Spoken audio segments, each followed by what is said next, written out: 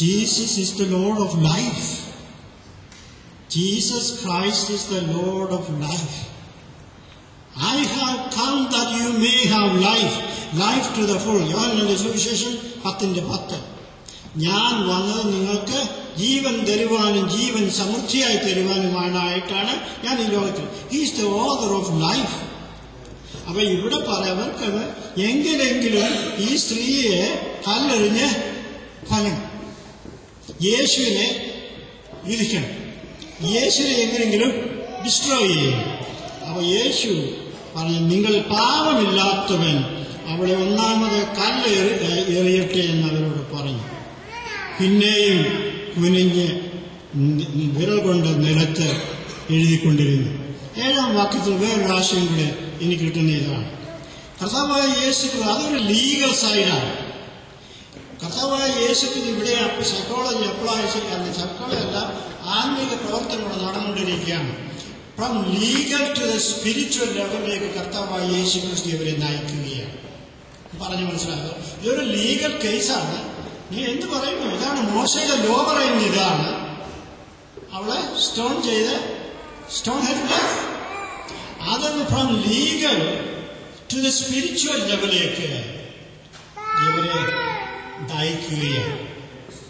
അത് മനസ്സിലായ പോയിന്റ്. അതാണ് കർത്താവായ യേശു ക്രിസ്തു ചെയ്തത്. നല്ല ഇത് പഠിക്കുമ്പോൾ നല്ല ആശയങ്ങൾ കർത്താവ് നമുക്ക് വെളിപ്പെടുത്തി. അതിലൂടെ നമുക്ക് മുമ്പോട്ട് പോകാം.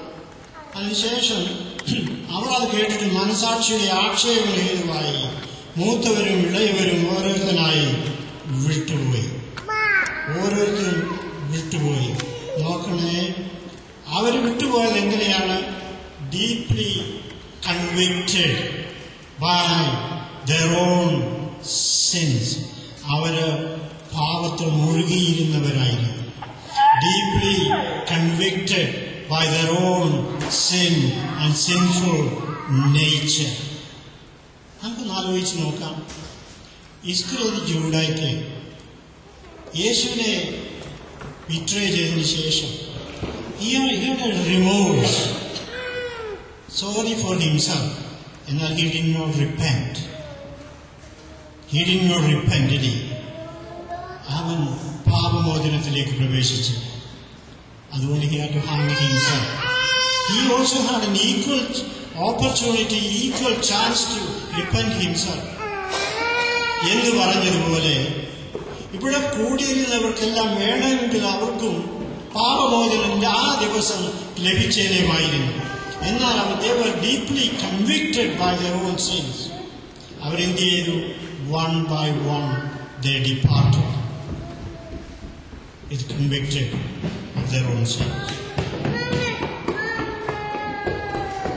അപ്പൊ ഇവിടെ പിന്നെ യേശു ചെയ്യുന്ന നോക്കിക്കോളെ, യേശു പിന്നെ അവർക്കും ഒരു സാഹചര്യം കൊടുത്തു.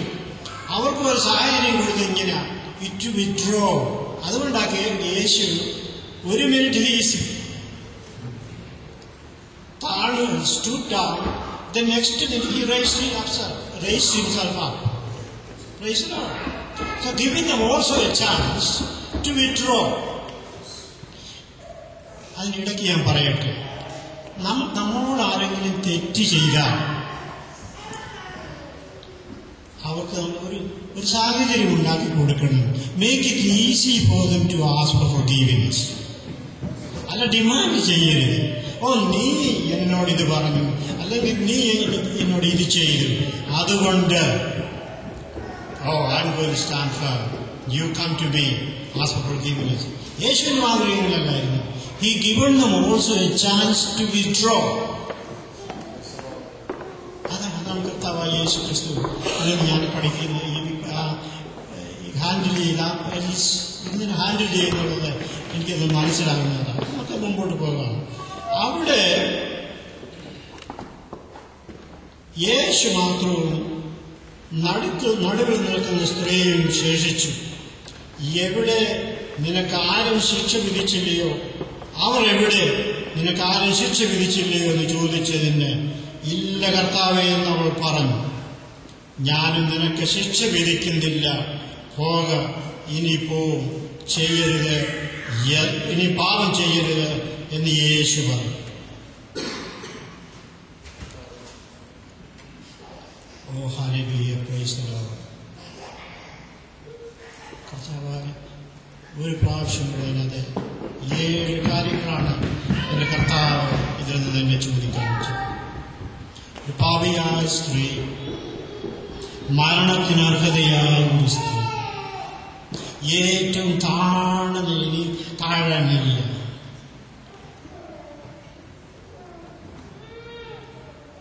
ആ രംഗത്തില് കർത്താവായ യേശു അവൾക്കൊരു വക്കീലില്ലായിരുന്നു, അവൾക്കൊരു ക്യാരക്ടർ വിറ്റ്നസിനാളില്ലായിരുന്നു.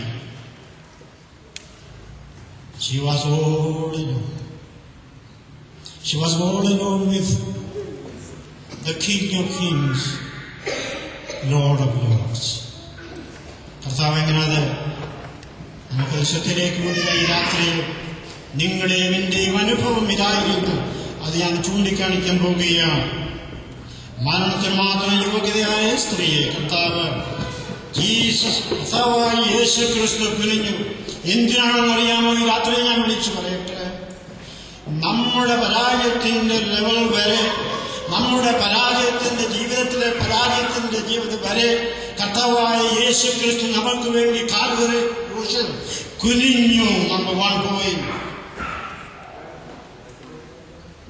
അത് ഈ ദിവസം മറക്കാൻ പാടില്ല, ആയുഷ്കാലമൊക്കെയും മറക്കുവാൻ പാടില്ല.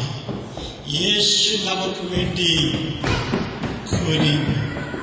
രണ്ടാമതായി ഓർപ്പിക്കട്ടെ, യേശു നമുക്ക് വേണ്ടി നിന്നു. അവിടെ റേസ്ഡ് അപ്പ് എന്ന് പറയാതെ ചില ട്രാൻസ്ലേഷൻ റേസ്ഡ് ഹിംസെൽഫ് അപ്പ്, എന്നാൽ മെസ്സേജ് ബൈബിൾ വായിക്കുമ്പോൾ സ്ട്രൂഡ് എന്നുള്ള ട്രാൻസ്ലേഷനുകളുണ്ട്. കർത്താവായ യേശു ക്രിസ്തു നിന്നു. എങ്ങനെയാണ്? എന്റെ പാപത്തിന്റെയും ജീവിതത്തിന്റെയും നടുക്കിലേക്ക് കർത്താവായ യേശു ക്രിസ്തു നിന്നു. കാൽവരി, നിങ്ങളുടെ ശ്രദ്ധ മുഴുവൻ കാൽവരി ക്രൂശിലേക്കായിരിക്കട്ടെ ഈ നിമിഷത്തിൽ. എന്റെ പാപത്തിന്റെയും നമ്മുടെ എല്ലാവരുടെയും പാപത്തിന്റെയും പരാജയത്തിന്റെയും ഹല്ലേലൂയ ആ കർത്താവായ യേശു ജീവിതത്തിന്റെയും നടുക്ക് അല്ലെങ്കിൽ ബിറ്റ്വീൻ കർത്താവായ യേശു ക്രിസ്തു. നമ്പർ 2. മൂന്നാമതായി കർത്താവായ യേശു ക്രിസ്തു എന്ത് ചെയ്യുന്നറിയാമോ? എഴുതി. He was writing down things. What did he write? പല വ്യാഖ്യാനങ്ങളുണ്ടെങ്കിലും എനിക്ക് കർത്താവ് വെളിപ്പെടുത്തുന്ന ഇതാണ്, എനിക്ക് കിട്ടിയ ആലോചന ഇതാണ്. അവന്റെ സ്നേഹം എന്റെയും നിങ്ങളുടെയും ജീവിതത്തിൽ എഴുതി. Exemplary love, unending love, extravagant love. അവൻ എഴുതി. എന്റെയും എന്റെ പാപത്തിന്റെ അല്ലെങ്കിൽ അവന്റെ സ്നേഹം എന്റെ ജീവിതത്തിൽ എഴുതി. Praise the Lord. അവൻ നമുക്ക് വേണ്ടി കുനിഞ്ഞു, അവൻ നമുക്ക് വേണ്ടി നിന്ന്, അവൻ നമുക്ക് വേണ്ടി എഴുതി. നാലാമതായി ഇവിടെ കാണുന്നതുവാ അവൻ നമുക്ക് വേണ്ടി സംസാരിച്ചു. He has spoken on our behalf. അവൻ എന്തുവാ സംസാരിച്ചെന്നറിയാമോ?